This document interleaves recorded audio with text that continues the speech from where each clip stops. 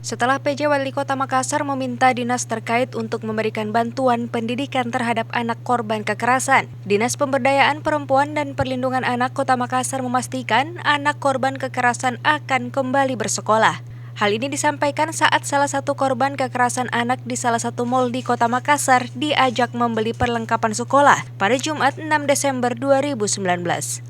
Kepala Bidang Perlindungan Perempuan Dinas Pemberdayaan Perempuan dan Perlindungan Anak Kota Makassar, Hapidah Jalente mengatakan, kondisi anak korban kekerasan kini mulai membaik. Setelah diberikan pendampingan psikolog P2TP2A Kota Makassar dan trauma healing, bahkan anak korban kekerasan mengaku telah siap kembali bersekolah.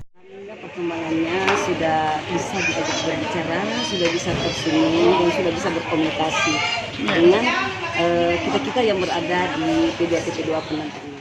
Hapidah juga menambahkan meskipun nantinya anak korban kekerasan telah disekolahkan, namun tetap tinggal di P2TP2A Kota Makassar untuk mendapatkan pendampingan lanjutan dari psikolog dan pendamping lainnya.